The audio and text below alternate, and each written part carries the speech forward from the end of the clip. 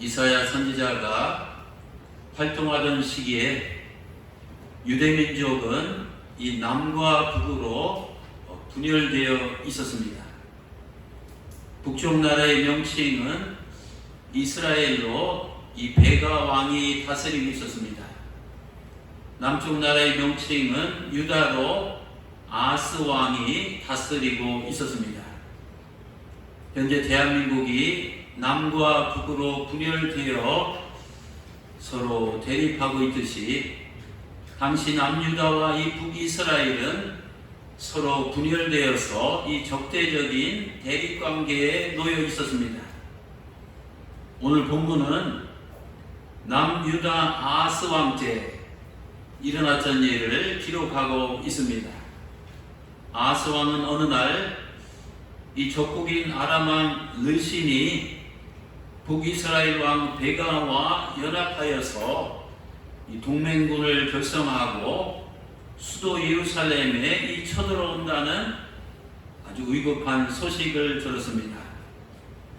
동맹군이 쳐들어온다는 이 전쟁 소식이 유다 왕실에 전해지자 온 나라가 글자 그대로 발칵 뒤집혔습니다. 오늘 성경 2절에 보면 적들의 침략이 임박했음을 알고 왕의 마음과 그의 백성들의 마음이 마치 수비 바람에 흔들림같이 흔들렸다라고 말합니다. 여기 보면 왕과 이 백성들의 마음을 이 숲에 있는 나무로 비유하고 있습니다. 여러분, 숲에 있는 나무에 얼마나 많은 이 바람들이 불어닥칩니까? 어떤 때는 비바람도 불어닥칩니다. 또 세찬 눈보라도 불어닥칩니다. 또 어떤 때는 이 강풍도 또 광풍도 세차게 불어닥칩니다. 언제 어디서 어떤 바람이 산에 있는 나무에 불어닥칠지 모릅니다.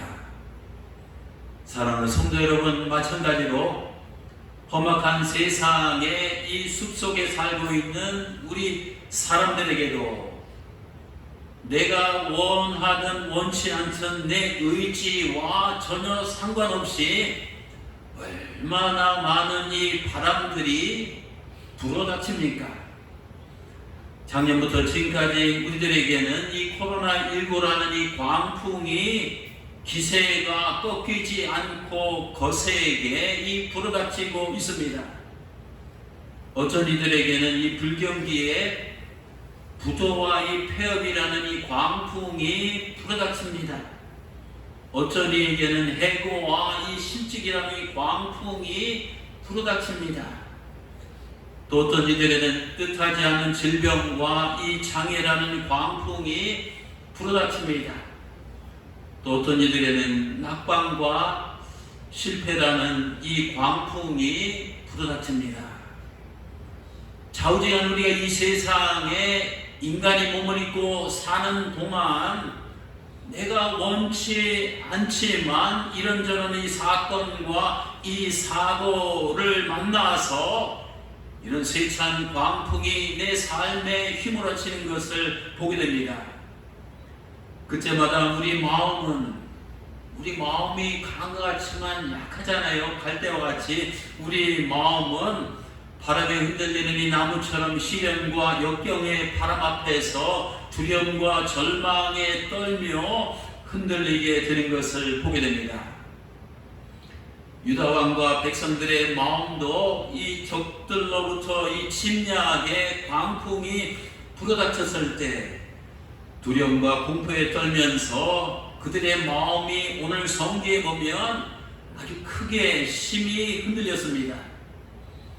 오늘 본문 3절과 4절에 보면 하나님께서는 왕과 백성들의 마음이 크게 흔들리는 모습을 보시고 그때 어떻게 하셨습니까?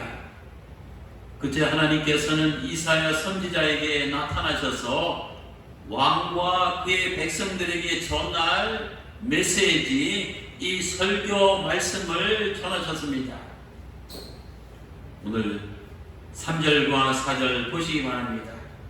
그때 온 나라가 발칵 뒤집히고 지도자인 왕과 이 신료들과 온 백성이 바람에 휘둘리는 그 나무처럼 흔들릴 그때 여호와께서 이사야에게 나타나셔서 이르시되 이사야야 너와 내 아들 수아 야습은 우인못 이 수도끝 세탁자의 밭 큰 길에 나가서 거기 아사를 만나 그에게 정신 바싹 차리고 침착하게 행동하라고 이르라. 세 번역이 그렇게 나왔습니다. 또 르신 아람 왕과 이 아람과 르말의 아들 이스라엘 왕 베가가 심히 노할지라도 이들은 연기나는 두 부지깽이 부르처기에 불과하니 두려워하지 말고 낙심하지 말라. 여러분 유다 왕과 이 백성들이 풍전등화 같으니 절체절명의 위기에 처했을 때 하나님께서는 이사야 선지자를 통해서 그들에게 주신 그 메시지는 설교는 하나님 말씀은 뭡니까? 핵심 포인트는 5가지입니다. 첫째는 내 왕과 이 내 백성들아 첫째는 정신 차려라. 둘째는 이 침착하게 행동하라. 셋째는 두려워하지 마.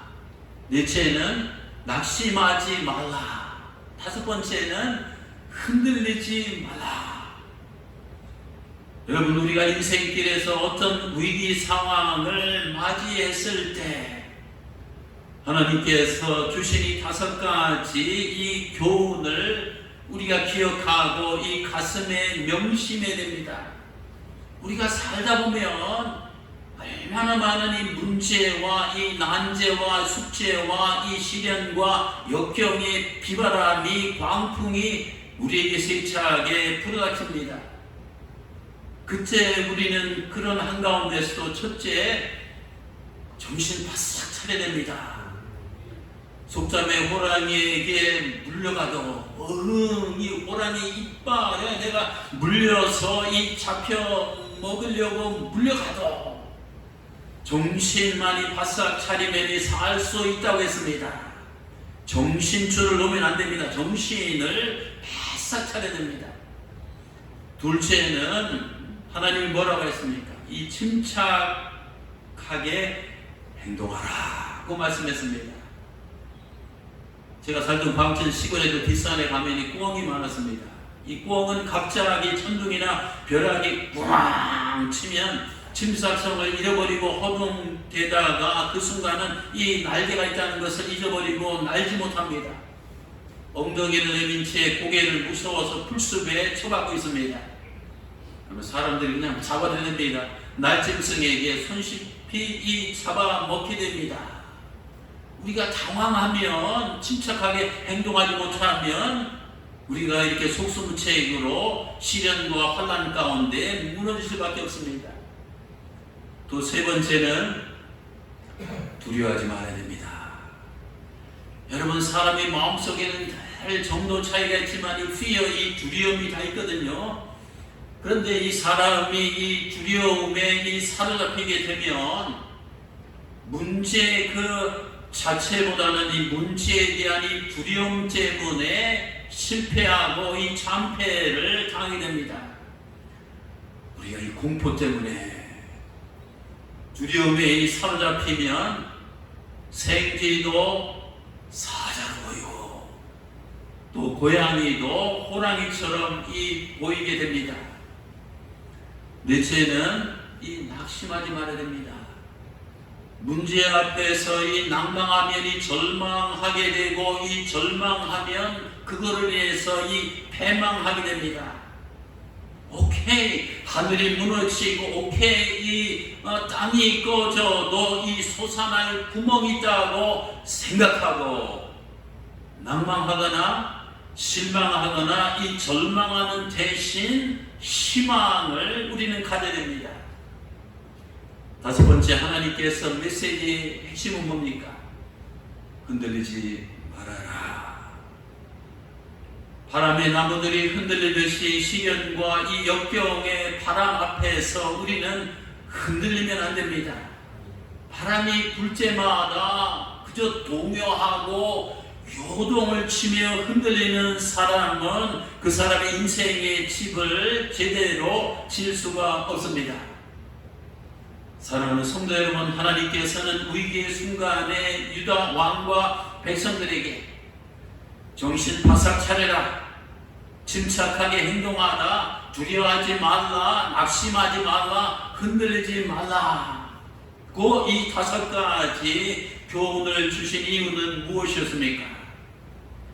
하나님께서는 그 이유를 오늘 본문 이 4절 말씀에서 이렇게 말씀을 하고 계십니다. 예루살렘에 지금 쳐들어오는 무수한 이 침략군들은 타다 꺼져버린 연기 나는 이 두 부직갱이 나무 토막에 불과하기 때문입니다. 적군들은 별거 아니라는 그 말씀을 그들에게 하고 계십니다. 사랑하는 성도 여러분, 우리는 여기서 인생의 이 중요한 그 교훈을 깨달아야 됩니다.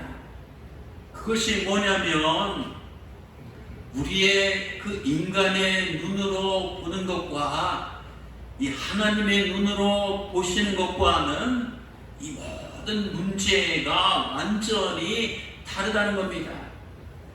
유다 왕과 이 백성들의 눈으로 볼 때에는 이 파죽지세처럼 물밀듯이 쳐들어오는 이 동맹군들은 마치 자기 나라를 순식간에 집어삼킬 것 같은 무시무시한 이 쓰나미 같은 이 거대한 이 불길처럼 보였습니다.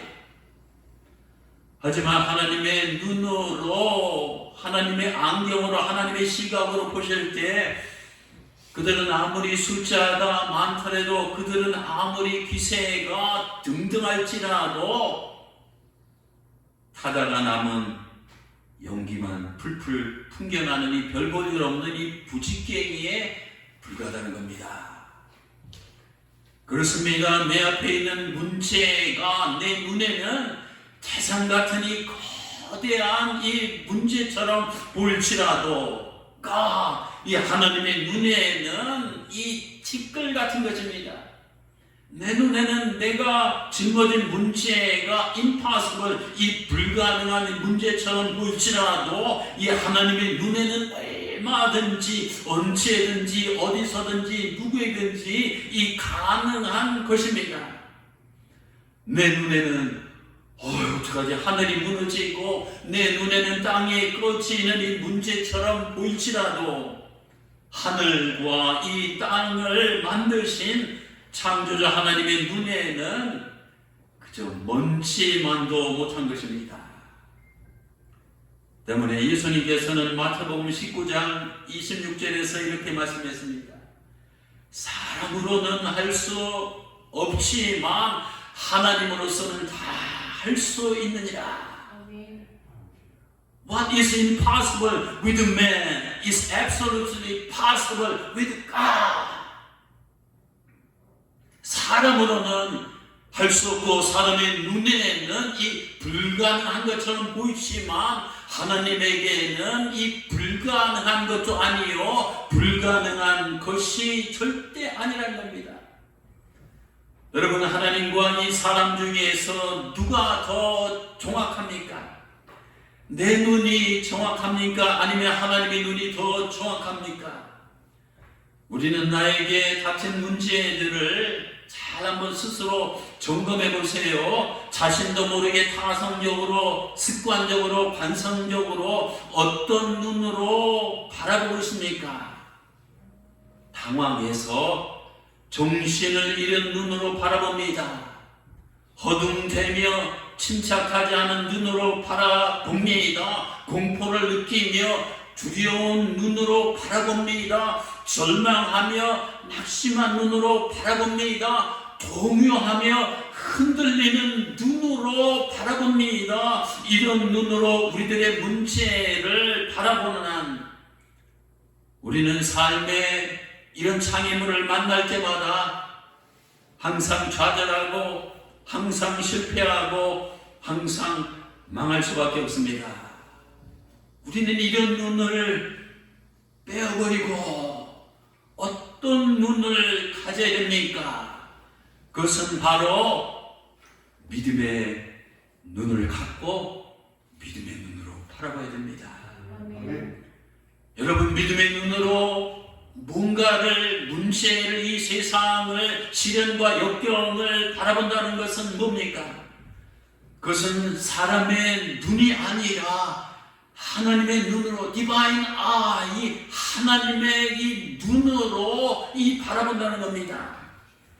우리가 믿음을 갖고 하나님의 눈으로 내 문제를 바라보면 어떤 위험과 어떤 위협 앞에서도 정신을 차리게 됩니다. 침착하게 행동하게 됩니다. 두려워하지 않게 됩니다. 낙심하지 않게 됩니다. 무엇보다도 흔들리지 않게 됩니다. 하나님께서는 유다왕과 백성들에게 흔들리지 말고 강하고 담대하라는 메시지를 주신 후에 오늘 성경에 보면 5절 6절에서 그분의 메시지는 계속됩니다. 하나님께서는 그들에게 아람과 북이스라엘이 지금 예루살렘에 쳐들어오는 이 목적을 알려주셨습니다. 아주 진짜 고급 정보입니다.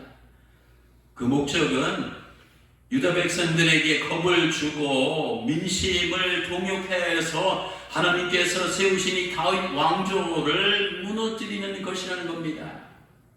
그 다음에는 자기들이 원하는 이 꼭두각시 왕, 오늘 본문에 보면 이 다부엘의 아들 꼭두각시 왕을 예루살렘 또 유다의 왕으로 세우고 괴뢰 정권을 수립하여서 이 유다를 영속적으로 지배하기 위함이었습니다. 그런데요, 하나님께서 오늘 7절에 보면 뭐라고 하셨습니까? 그들의 목적이, 그들의 그 목표가 어떻게 된다고 말씀하셨습니까? 주 여호와의 말씀이 그 일은 서지 못하며 그 일은 이루지 못하리라. 하나님께서 세우신 이 다윗 왕조, 그 왕조를 통해서 결국 예수님이 태어나시잖아요. 하나님께서 세우신 이 다윗 왕조를 무너뜨리는 것은 하나님의 이 섭리의 정면으로 이 대적하는 것이었습니다. 때문에 하나님께서는 결코 그들의 계략이, 침략이 성사되는 것을 결단코 용인하실 수 없었습니다. 때문에 하나님께서는 이 유다 왕과 이 백성들에게 하나님께서 침략자들의 계획을 무산시키고 그들의 이 숨은 목적을 달성하지 못하게 내가 만들 것이라고 이 이사야 선지자를 통해서 알려주셨습니다. 더 나아가서 유다를 침략한 이 북이스라엘은 아람 나라와 함께 곧 패망할 것이라고 예언의 말씀을 하셨습니다. 그런데 실제로 어떻게 됐을까요? 오늘 1절 보시기 바랍니다. 아람의 느신 왕과 르말레의 아들 이스라엘의 페가 왕이 올라와서 예루살렘까지 올라와서 동맹군들이 예루살렘을 쳤으나 능히 이기지 못하리라. 저 하나님께서 말씀하신 대로 하나님께서 이 적들의 공격을 확실하게 막아주셨습니다. 또한 8절에 뭐라고 예언되어 있습니까? 대저 아람의 머리는 다메섹이요 다메섹의 머리는 느신이요 65년 내에 에구란 즉 북이스라엘이 패망하여 다시는 나라를 이루지 못할 것이라고 예언하셨습니다. 무슨 뜻입니까? 르신과 베가는 이 다메섹과 사마리아의 왕일 뿐이지 유다 예루살렘의 왕은 결단코 될 수 없다는 뜻입니다. 아람 왕은 그 영토를 더 이상 넓히지 못할 것이며 북이스라엘도 65년 안에 패망할 것이라고 하나님께서 예언하셨습니다. 역사적으로 보면 아람은 기원전 732년에 패망했습니다. 북이스라엘은 기원전 722년에 멸망했습니다. 그들은 그 당시 그 시점에 대군을 이끌고 기세 등등해서 유다를 쓰나미처럼 침략해 왔지만 하나님께서 예언하신 대로 예루살렘 공격도 참패하고 두 나라는 완전히 멸망하고 국가의 간판을 내렸습니다. 연기나는 부지개이 같았던 이 두 나라는 연기만 피우다가 역사에서 연기처럼 사라졌습니다. 하나님께서 사악한 하나님의 뜻을 거역하는 그들을 그렇게 만드신 것입니다. 이처럼 하나님께서 말씀하신 그대로 하나님께서 예언하신 그대로 역사상에서 그런 일이 일어났습니다. 사랑하는 성도 여러분, 하나님께서는 이런 일련의 과정들을 통해서 유다 왕과 백성들에게 깨닫게 하시는 진리가 무엇인지 아십니까? 그것은 하나님께서는 하시면 하신다는 것입니다. 하나님께서 입으로 말씀하셨으면 반드시 그대로 이루어 주신다는 것입니다. 하나님에게는 못하실 일이 없다는 겁니다. 이사야서 46장 11절입니다. 내가 내 입으로 말하였은즉 반드시 이룰 것이요 내가 계획하였은지 무슨 일이 있어도 하늘이 두 쪽이 나도 반드시 시행하리라. 그러니 너희들은 내 백성들은 내 아들과 딸들은 그러니 어떤 어려운 형편과 이 상황과 문제 속에서도 결단코 갈대처럼 흔들리는 나무처럼 흔들거리지 말고 나 하나님에 대한 이 절대적인 이 믿음을 갖고 인사하는 겁니다. 여러분 생각해 보세요. 유다 나라는 어떻게 이 쳐들어오는 막강한 이 적들의 공격을 물리쳤습니까?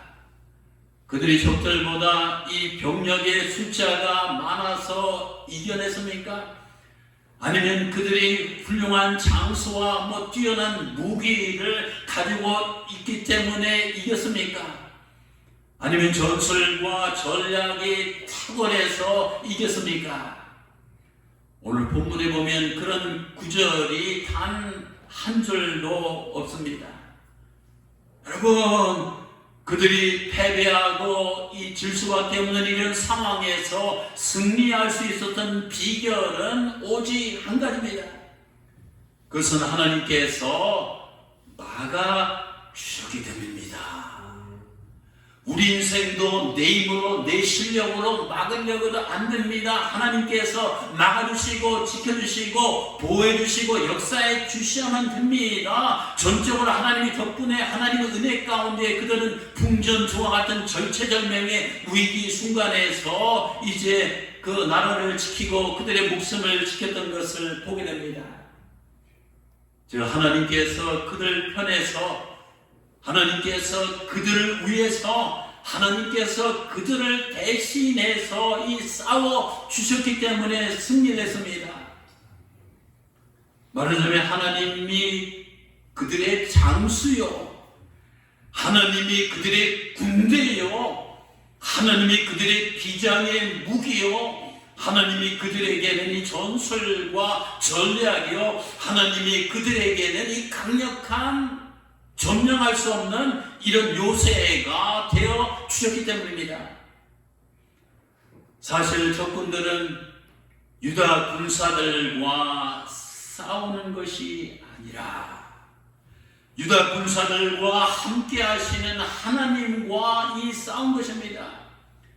여러분, 하나님과 싸우면 백전백패입니다. 더 나아가서 하나님과 함께하는 사람, 하나님과 함께하는 민족, 하나님과 함께하는 이 공동체, 하나님과 함께하는 이 그룹과 싸워도 결국은 백전백패할 수밖에 없습니다.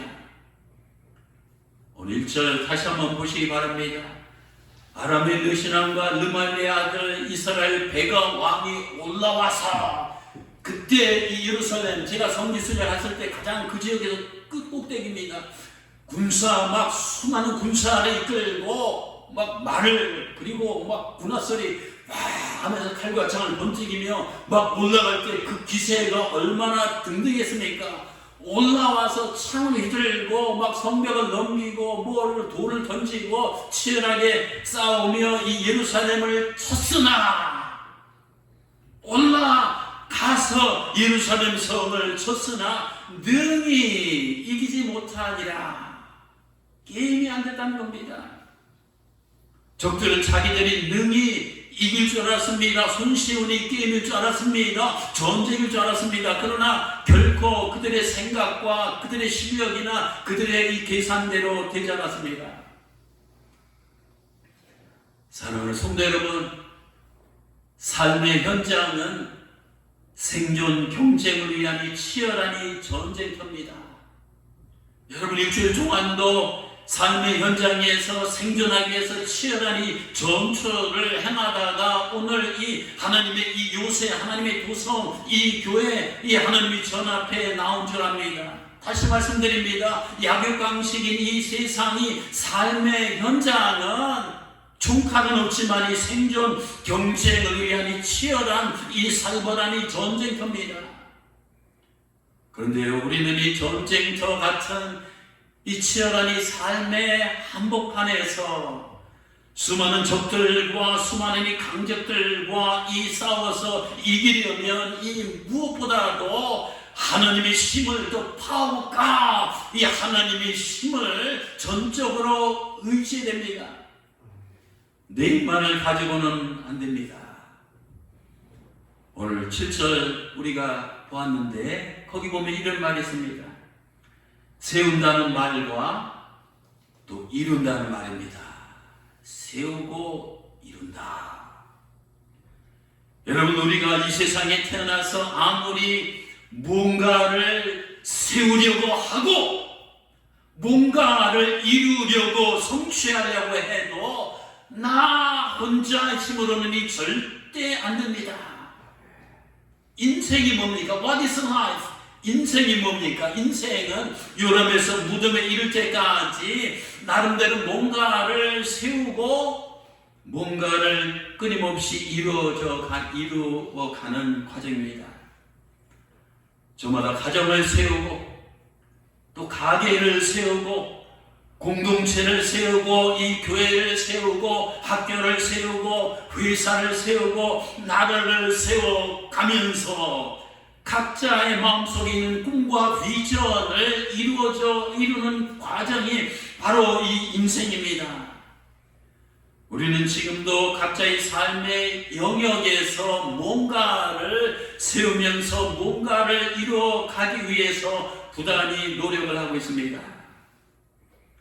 그런데 이처럼 뭔가를 세우고 뭔가를 이루려고 애쓰는 인생들을 향해서 하나님께서 뭔가를 말씀하고 계시는데 그게 바로 7절 말씀입니다. 주 여호와의 말씀이 그 일은 서지 못하며 그 일은 이루어지지 못하리라. 무슨 뜻입니까? 이 땅에서 내가 세우려고 하는 것들이 무엇이든지 하나님께서 세워주셔야만 세워지는 겁니다. 내가 이루려고 하는 이 소망과 이 계획들, 내 가슴 속에 품고 있는 이 아름다운 이 꿈과 이 거창한 이 비전들도 하나님께서 이루어 주셔야만 이루어집니다. 스가랴 4장 6절입니다.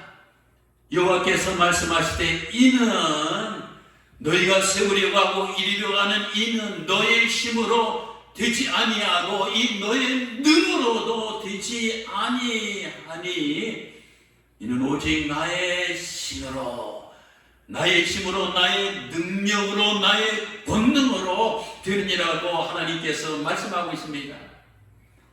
제 아무리 100만 1000만 대군을 이끌고 쳐들어간다고 해도 하나님께서 함께 하시지 않으면 어떤 일도 이 성사될 수 없습니다. 하나님께서 허락하지 아니하시면 우리가 아무리 힘을 써도 길을 쓰고 용을 써도 어떤 계획도 이루어질 수가 없습니다.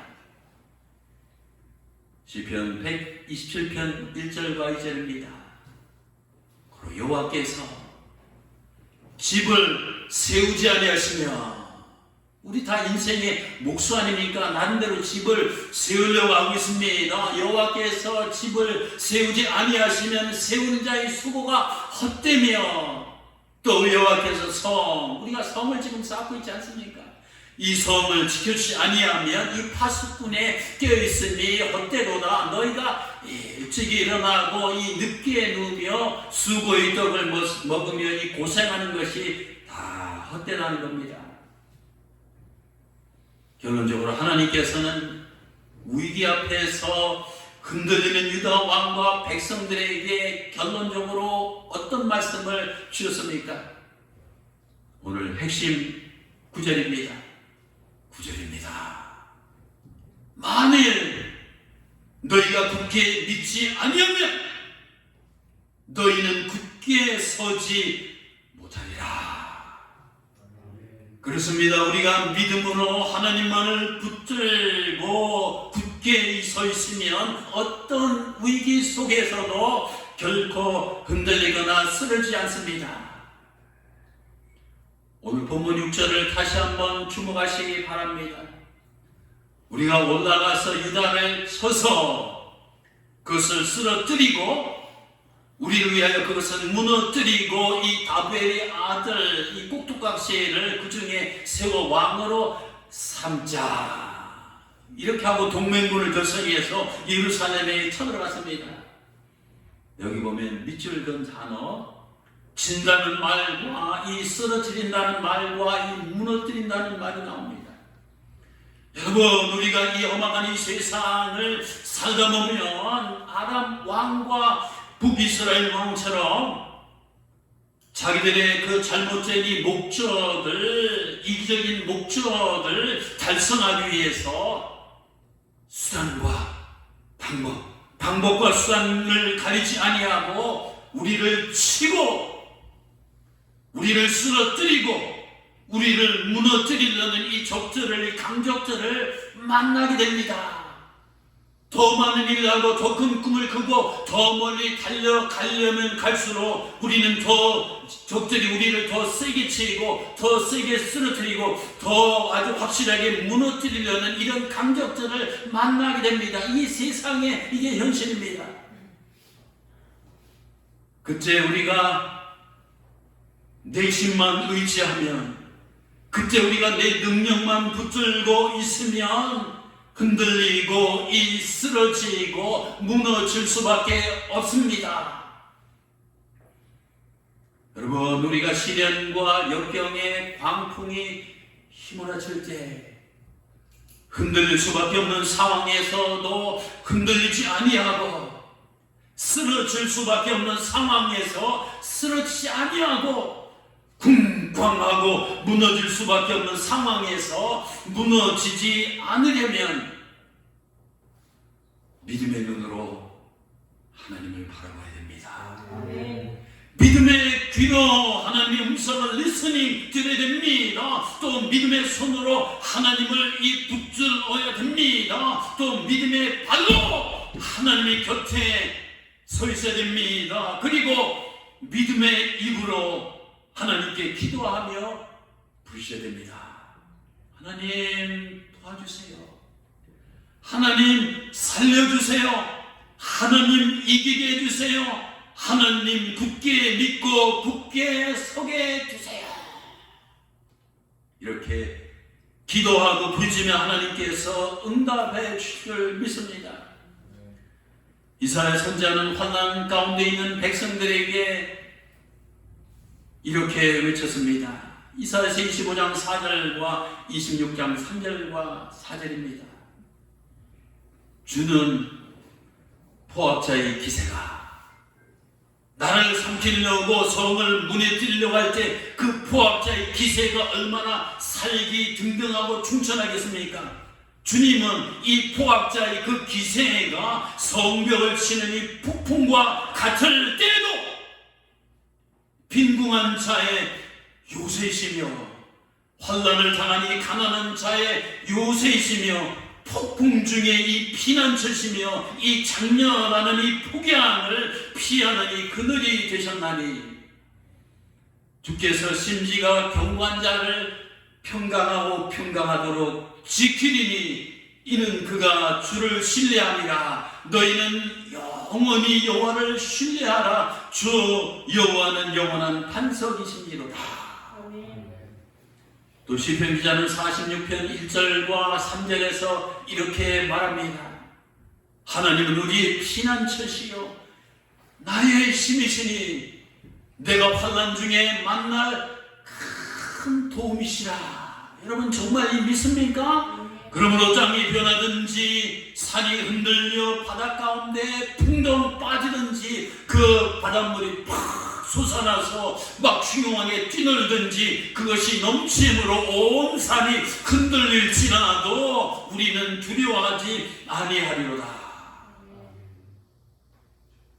이것이 바로 하나님을 굳게 믿고 하나님을 붙들고 이 믿음으로 사는 자가 이 고백할 수 있는 이 신앙 고백입니다. 부디 여러분들 어떤 시련과 역경의 비바람 앞에서도 하나님을 의지함으로 심지가 견고한 자가 되어서 흔들리지 마시고 믿음으로 굳건히 서시길 바랍니다. 그 믿음 안에서 여러분의 삶을 굳게 세워가며 가정도 세워가고 가게도 세워가고 회사도 세워가고 학교도 세워가고 SPL도 세워가고 직장도 세워가고 세워가면서 하나님 주신 아름다운 꿈과 이 소망을 이루어가시는 복된 성도들이 되시기를 주님의 이름으로 축원합니다. 기도하시겠습니다.